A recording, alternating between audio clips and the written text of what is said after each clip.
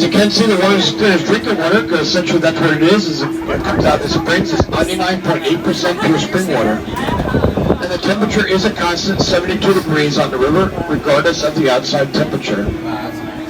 Now the thing is about 100 springs on the 5-mile stretch of this river, and combined it can flow as much as 800 million gallons of water every 24 hours. Now the first spring area we're coming to come into is called the Spring of Stars. And all that silver material you see down there on the bottom is lime rock or limestone. It's one of the reasons they call it the Silver River, because when the sun shines on it, it reflects and gives everything a silvery or a silvery blue appearance. Now they named this the Spring of Stars because they've since dedicated it to all the movie stars that have been here over the years doing TV and movie productions. As far back as 1916, that's when they started filming movies. Look at how many there are. They must really like the springs. God, that's a big fish. See, yeah, those are nice ones. They are good. I love fish. They're also tasty. Now the next spring we're coming into a little bit deeper and larger than the last one. This next one is 35 feet down to the bottom.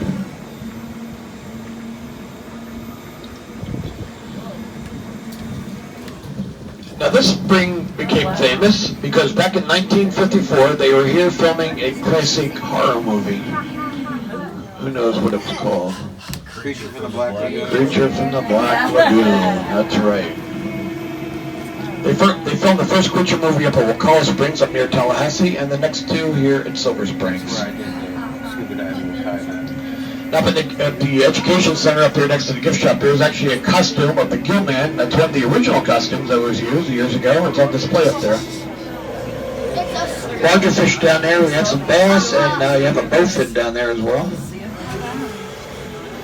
Now we're going to make our way around the corner here and come into some cove and check out another couple springs. As we come in here, we're going to go over a small piece of a boat that sank a while back. Old wood boat. There's part of it under glass. Has anybody ever heard of the movie Pirates of the Caribbean? It's not from that. Close. Actually, in theory, they think it's part of an old wooden paddle boat that was used back in the early 1900s.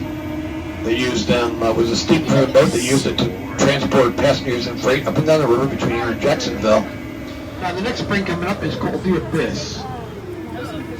Now this next spring is one that they sent a research diver down into the spring many years ago to take some readings and basically try and determine how deep it goes. Now as you can see, it's very narrow, but the diver was able to make it in. But the deeper he went, the more narrow it got, and he finally ran out of room at 81 feet. Couldn't go any deeper because he just couldn't fit. Now, of course, he knew that before he went in the water, so what he did was he took over 1 mile of weighted line with him. Figured he'd drop that, and when it hit the bottom, he would just take a reading on it. So at 81 feet, he dropped over 5,000 feet of line, but didn't reach the bottom. So it goes down at least a mile that we know of, and beyond that is anybody's guess. It's like snowing up. What kind of readings were they taking, do you know? Sorry? What kind of readings were they taking? Depth readings. Oh, okay. See how far down they could actually go. They wanted to see what the bottom of the spring is, but we still don't know. Now the next spring we're circling, it's called the Florida Snowstorm.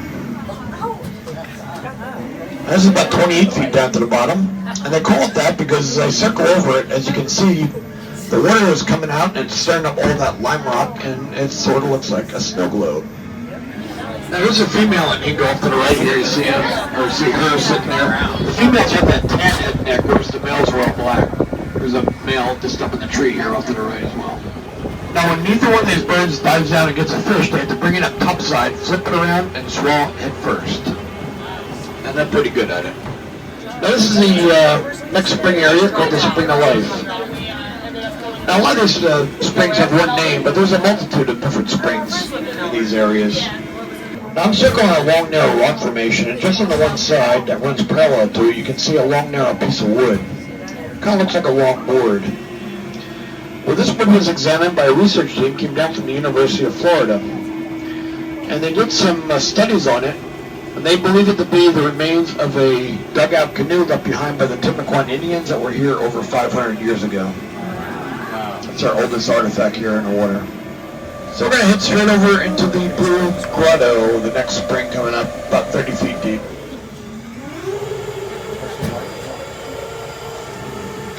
And nothing here man-made. This is all made by nature. And thousands of years of water flowing out of the ground actually make all these different rock formations.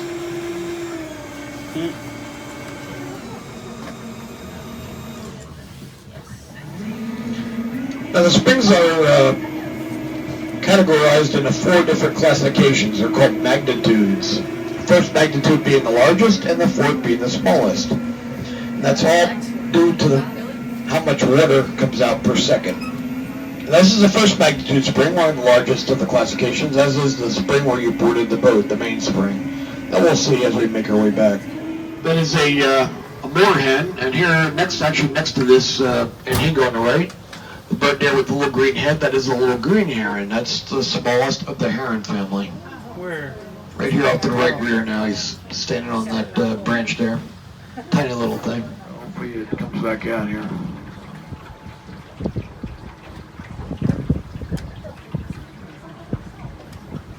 Membrane that protects it. And underwater they see only shapes. Did you get a picture? The more I'm watching this guy, I think he's going to turn out to be a girl. This might be a female. They're more slender, they have a little bit of a smaller head. Your mom holding one was hilarious. I couldn't believe her. Like, I mean, she doesn't even touch, she doesn't touch anything. And then she's like, yeah, I'll take it. I'll get you as close as I can and we'll spin around here a little bit. Because what we try not to do, we don't want to disrupt their life here. Look at that. Look at his mouth. Now the females are larger than manatee. They can get to be 15, 16 feet long and weigh as much as 1,800 pounds. So it's like a small male.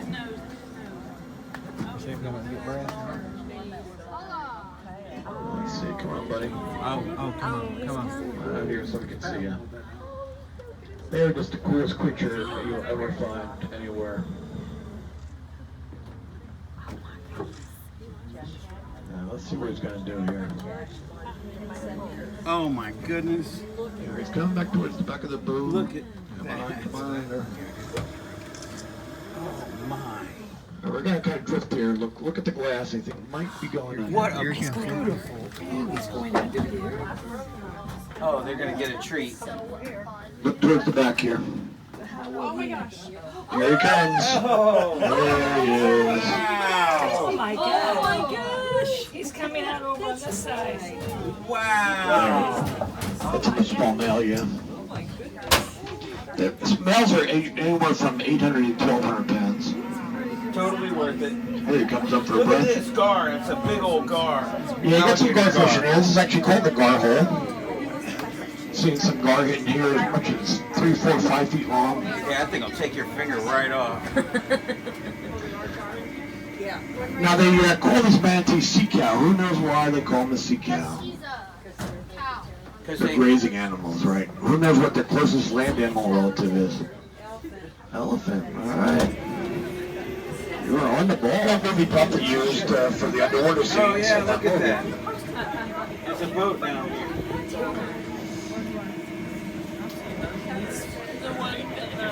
What's left of it anyway.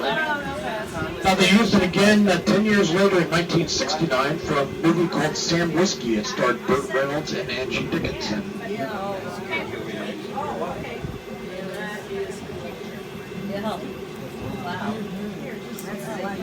Pretty good size boat. Now it's become an underwater reef of sorts. Little fish like to live in it. That's what the garfish like to eat.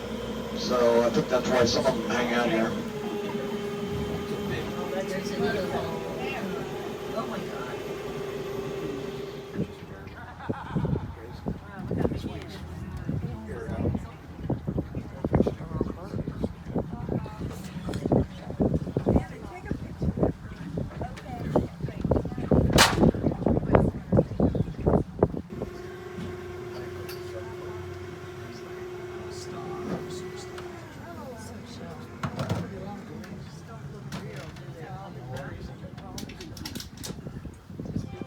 They don't look real. That's the best money you can buy. No, that's the real deer. See him moving around. There's his tail. Yep. Look, Caitlin, there he is. LOL. His tail. We're coming up on top. He's not putting deep, so he's safe. Bigger than you. Dang. Look at him. It's a potato.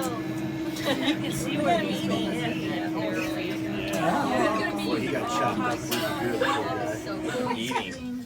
That's a great view. He got nailed They're down. just the gentlest and the coolest creature ever. Yes. You can see his Yes. Look at his mouth.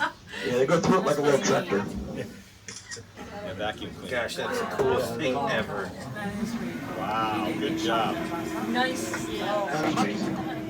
And also used in the background of Moonraker, that Roger Moore, James Bond movie. They're about 7 feet tall, made out of fiberglass and weighted down with concrete. There used to be a dozen of them down there. They took 2 of them and put them up in the education center. You can see them up close and personal. Hey guys, I just wanted to close this video out by saying that Silver Spring State Park is probably at this point the best state park I've been in my entire life. I really enjoyed this park. I want to highly recommend it to everybody.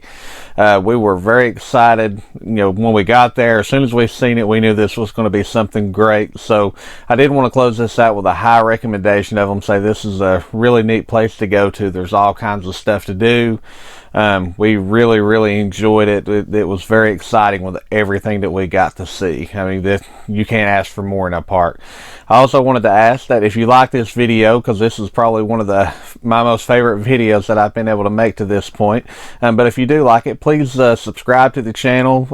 Please like the video, and if you can, please share it out on any of your social media. That will help it get seen. I appreciate everybody very much, and I hope you have a good rest of the day. Thank you.